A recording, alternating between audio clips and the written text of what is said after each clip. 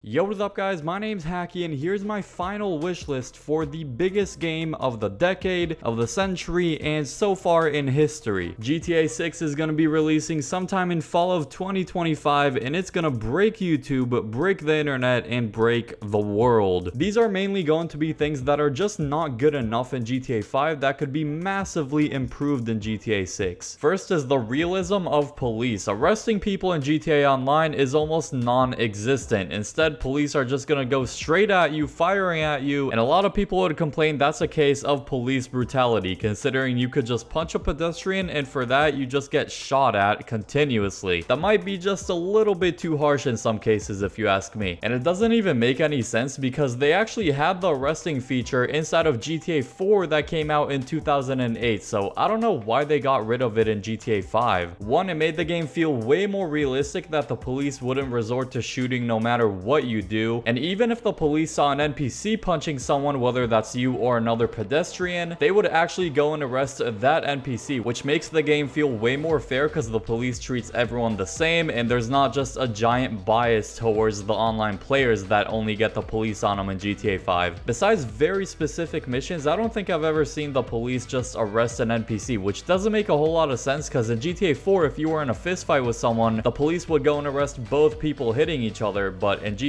5, I guess they would only go after you no matter what. Another thing I'd like to see, which has to do with the realism of the game, is the underground train being more populated. Now, I don't know if they're gonna have a sort of like subway type of thing in GTA 6. I don't know if they have that in the real life Miami, but they're gonna have some sort of train, and in the train station, hopefully they have more NPCs, because if you've ever gone down to the subway in GTA 5, there's barely like 2 or 3 NPCs in the whole station, which is nothing. Even during midday, there's absolutely no one in those stations, and inside of the actual trains themselves, there's 0 people. No passengers, no driver even, so it doesn't make any sense, and if they want to make it more real, they gotta have some passengers, you know, standing up or sitting down inside of the trains, and at each of the stations, I'd expect there to be people waiting for the train when it comes. The Los Santos Underground is possibly the most lonely and depressing place I've ever seen. There's actually nobody. It doesn't make any sense because there's usually a lot of passengers and a lot of people waiting at each station. The best they can do in GTA 6 is change the amount of NPCs that spawn depending on the hour of the day in game. So let's say like midday, there would be a lot of NPCs down there, but if it's extremely late, let's say like 3 a.m., it would make sense that there would be way less people, nearly no one at the station at that time. That's a pretty necessary change that has to happen, and I feel like it'd be really easy to do. Rockstar just has to place NPCs and just give them little animations of them going to sit down or just walking up and down the train or holding onto a pole or something like that. Another big change I'd like to see is more sports being played in GTA Online. Not only players being able to play basketball or pick up soccer when going to the field or the court, but it would be really sick to see actual NPCs playing some soccer in the recreational fields around the map. Especially now that soccer is becoming a lot more popular in America with the arrival of Messi and the different tournaments like the World Cup coming in 2026. Miami is huge when it comes to sports. Not only soccer, also basketball. They also have a football team, so there's a lot Rockstar can do with different sports and sporting events. In trailer 1 of GTA 6, we already saw the Miami Heat arena, so just like a remade version of it. I don't know what they'll actually call it in game, but if they can actually use that basketball arena and let us watch some games in there or do something cool, that would be great, because I'm really let down by the arena we have in GTA 5 that we're not really able to do anything with, and it's a shame because there's so much potential for doing stuff inside of an arena. One of the absolute biggest letdowns for a lot of people when it comes to GTA 5 is vehicle interiors. There's been so many instances where Rockstar release a beautiful new vehicle, whether that's a luxury SUV or like a super sports car. It looks great from the outside, but when you look inside, it looks nothing like the real life version would be. It looks very generic and not nice enough for the actual car. A great example of this would be the Nus Jubilee, which is based off the Rolls-Royce Cullinan, one of the most luxurious vehicles out there. It's an absolute beauty. It does look pretty freaking similar to the real life version from the outside, but when you take a look inside, it literally looks like the interior of like a 2005 Toyota Prius or something. Rockstar did one of the nicest Rolls-Royce cars out there dirty with a standard interior from maybe like 20 years ago, not a luxury interior from 2024. Specifically with the Jubilees model, they actually made a new version of it in real life, so if we can get a Jubilee 2 with a nicer looking exterior and a way nicer looking interior, that would be great. But overall, GTA 6 car interiors have to be way more detailed and way more realistic to the actual car that's being driven. I mean, if someone's driving a Prius in GTA 6, then sure, it could have a not so modern interior. It could have more of a standard one that's not super over the top. That makes sense. But if it's a Bentley or a Rolls Royce or just any supercar, it's gotta be better. Next thing I wanted to talk about is character smoothness. Now, the movement of our character in GTA Online, especially in first person, when going in first person, the movement of our character I feel like is very unnatural. The steps of the character, how you can turn your character, it just doesn't feel real at all. In a third person view, I feel like the character is a little too slow, and when we go in first person, I feel like the movement of the character is a little too quick. Let me know if you agree down below, or maybe it's just me, but I feel like the character movement can definitely be tweaked and improved a little bit in GTA 6. And if you've ever gone in first person in front of the mirror in your apartment or something, you notice that the character is standing kind of weird. It's got like a weird stance, and it's much different than in third person. If you've ever done it, you know what I'm talking about, but your character just looks a little odd when you just look in the mirror at it and how he's standing in first person. For those that have played both GTA 4 and GTA 5, know there's a massive difference between the car physics of both games. Especially in crash damage physics, what happens to your car looks massively different between the two games. This might be kind of a hot take, but I actually like the damage that you get to your car better in GTA 6. I just feel like it's a bit more realistic. There's more denting rather than in GTA 5. It just looks like big scratches when you crash into something. It's like Rockstar told themselves they want less denting and more big scratches on cars when they're damaged in GTA 5 than GTA 4. And I feel like that's yet another thing that they did better in GTA 4 than GTA 5. And probably the biggest and most requested thing by the GTA community for GTA 6 is more enterable interiors, whether that's skyscrapers in the city or the airport. I feel like they can actually do a lot with the airports in GTA 6. It's a shame that LSIA has no actual interior. It's a super big airport. It's a really well made one, but if we can actually go inside and actually utilize the interior, whether that's the terminal or actually just go on a flight, just have some sort of animations at least, that would make the game so much cooler in my opinion. I said the arena had a ton of potential. Now LSIA I feel like had even more potential to do even bigger things, but Rockstar never utilized it whatsoever. Huge opportunity missed in my opinion, but good thing there's GTA 6, so hopefully they actually make a massive improvement there. And this is yet another thing that they did pretty well in GTA 4, because in GTA 4 you can actually go inside apartment buildings and just roam through the different floors and actually go in different apartments. Not all of them, but at least some. You can actually go in buildings and walk around without just having just one animation going to your apartment. You can actually go and roam the buildings and the halls inside of that building. Yet another thing we can do in GTA 4 that we cannot do in GTA 5. I also feel like NPC behavior can be improved, because the only two reactions they have is either getting scared or getting mad at you. It's one or the other. If you do something, they're gonna get scared and run away, or in some cases they just get mad at you and then want to fight you. It would be much cooler if they have more of a actual real personality, whether you can actually somewhat talk to them or make them have more reaction types than just getting scared or angry. I'm sure there's some improvements and features you would love to see in the new GTA game that's coming. Leave them all in the comment section, and if you enjoyed this video, drop a like on it and subscribe if you are new so you don't miss any more awesome videos like these. Click the video on screen now for things every player should know by reaching level 100 in GTA Online.